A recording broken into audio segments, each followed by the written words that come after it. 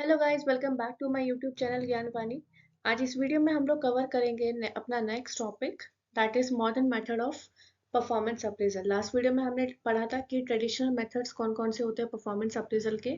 तो इस वीडियो में हम लोग देखेंगे next part, that is modern method of performance appraisal. So let's start the session. सबसे पहले बात कर लेते हैं हम MBO, that is management by objectives. So this concept was introduced in 1954 by Peter Drucker. Management by Objectives is an appraisal method where managers and employee collaborate together to identify, plan, organize and communicate objectives. देखो हमें objective से ही समझ में आ रहा है। सबसे पहली बात तो ये जो कॉन्सेप्ट है वो डिस्कस किया गया था 1954 में बाय पीटर ड्रकर। ठीक है, तो मैनेजमेंट बाय ऑब्जेक्टिव एक ऐसा अप्रेजल मेथड है जहाँ पे मैनेजर्स एंड एम्प्लॉय दोनों एक साथ मिलकर आइडेंटिफाई करते हैं, प्लान करते हैं, ऑर्गेनाइज करते हैं और कम्युनिकेट करते हैं ऑब्जेक्टिव्स को। ठीक है, so this is usually for a specific appraisal period and objectives are validated using SMART, that is specific, measurable, achievable, realistic and time sensitive. और वो ऑब्जेक्टिव्स कैसे होने चाहिए? स्पेसिफिक होने चाहिए, मेजरेबल होना चाहिए, अचीवेबल होना चाहिए, रियलिस्टिक होना चाहिए और टाइम सेंसिटिव होना चाहिए। तो वो ऑब्जेक्टिव्स क्या होते हैं?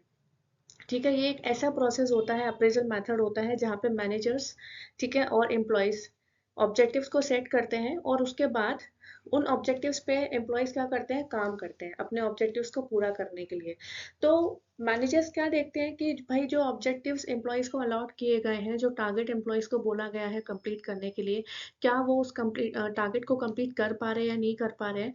तो उन टारगेट उनकी परफॉर्मेंस इसी हिसाब उन्हीं ऑब्जेक्टिव्स के बेसिस पर जज की जाती है। ठीक है, अगर टारगेट कंप्लीट हो गया, ऑब्जेक्टिव्स जो डिसाइड किए गए थे उन ऑब्जेक्टिव्स को अगर एम्प्लॉयज ने फुलफिल किया है तो उनका अप्रेजल मिल जाता है, और अगर नहीं मिला तो फर्दर उनको ट्रेनिंग के लिए भेजा जाता है। So after setting clear goals, managers and employee interact periodically to discuss the feasibility of achieving set objectives and progress made.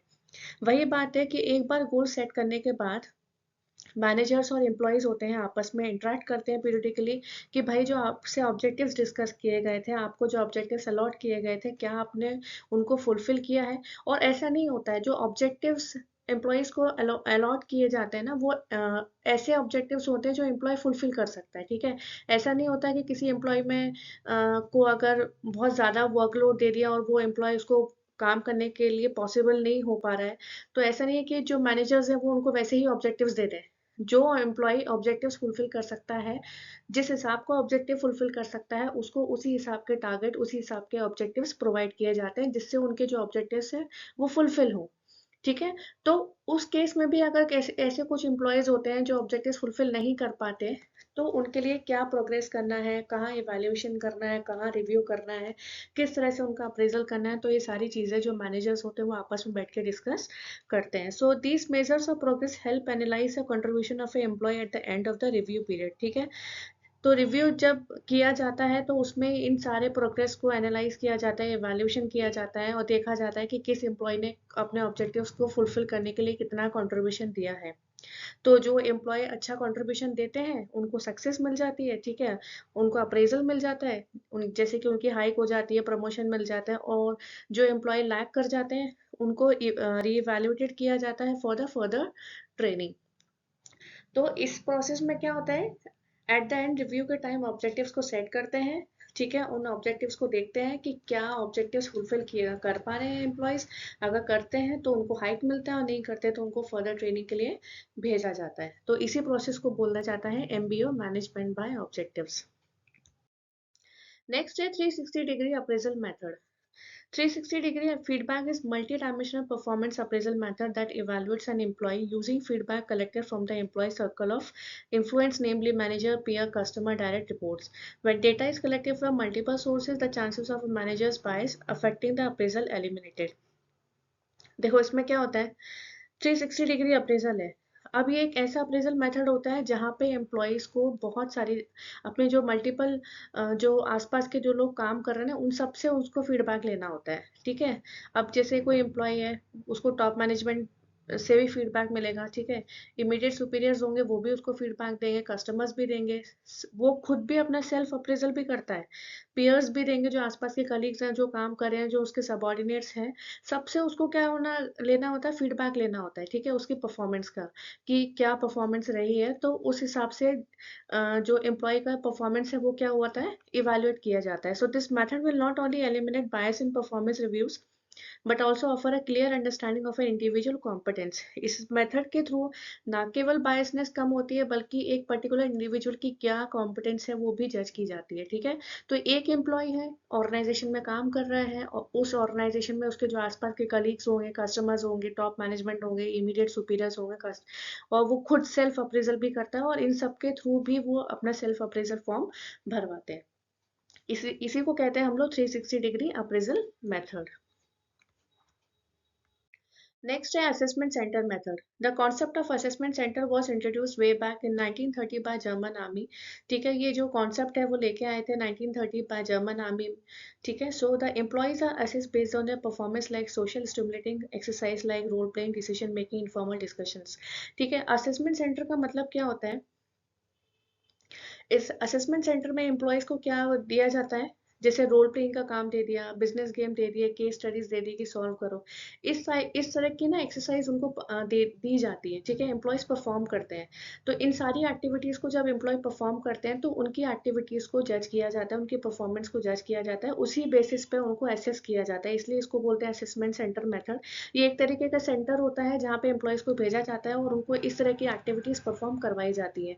और जब एम्प्लॉय इस तरह की एक्टिविटीज परफॉर्म करते हैं तो उनकी परफॉर्मेंस किस हिसाब से जज की जा रही है, ये सारी चीजें ऑब्जर्व की जाती है, ठीक है। So the effectiveness of the assessment centre method allow employees to get a clear picture of own performance and how others observe them, ठीक है। तो असेसमेंट सेंटर मेथड के थ्रू जो भी एम्प्लॉयज का जो भी एक्टिविटीज है, किस तरह से वो परफॉर्मेंस दे रहे हैं ऑर्गेनाइजेशन में, उसकी एक तो क्लियर पिक्चर समझ में आ जाती है, ठीक है, और दूसरे लोग भी उनको आसानी से ऑब्जर्व कर लेते हैं, ठीक है। तो जैसे किसी एम्प्लॉय को अगर आपको केस स्टडी दे दी, आप ही अपने आप ये केस स्टडी सॉल्व करो, बिजनेस गेम सॉल्व करो, ठीक है, तो इस तरह की जो एक्सरसाइज होती है वो एम्प्लॉयज के द्वारा परफॉर्म करवाई जाती है, और इन एक्टिविटीज के थ्रू परफॉर्मेंस जज किया जाता है, परफॉर्मेंस को मेजर किया जाता है।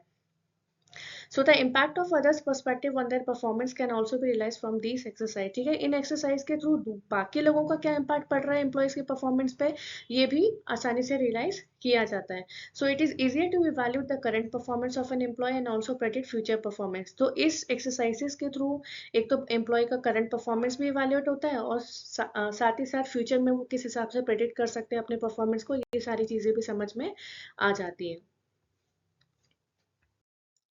नेक्स्ट है human resource accounting method. It is also known as human resource cost accounting method. It is used to evaluate an employee performance as per monetary benefit they yield from the organization. Employee का performance monetary benefit पर depend होता है इसमें, ठीक है। accounting method से ही समझ में आ रहा है कि जो भी पैसा लगाया जा रहा है एम्प्लॉय की कंट्रीब्यूशन पे, एम्प्लॉय के सक्सेस पे, एम्प्लॉय की एक्टिविटीज पे, क्या वो एम्प्लॉय वाकई में वर्थ है उस पैसे के लिए, ठीक है, उस मॉनेटरी बेनिफिट्स के लिए। So this means the performance of employees compared against the salary and other cost company पे टू द एम्प्लॉय।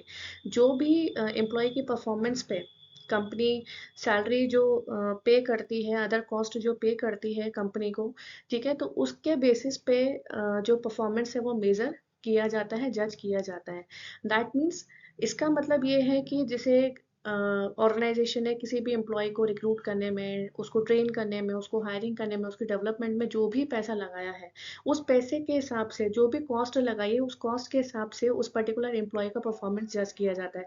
अब कंपनी तो कॉस्ट लगा रही है, ठीक है, पैसा खर्चा कर रही है, तो क्या वाकई में एम्प्लॉय उस पैसे का मोल समझ रहा है, क्या वाकई में एम्प्लॉय उस कंट्रीब्यूशन वो उतना कंट्रीब्यूशन दे पा रहा है जितना कंट्रीब्यूशन ऑर्गेनाइजेशन में उसको मॉनेटरी टर्म्स में लगाया गया है।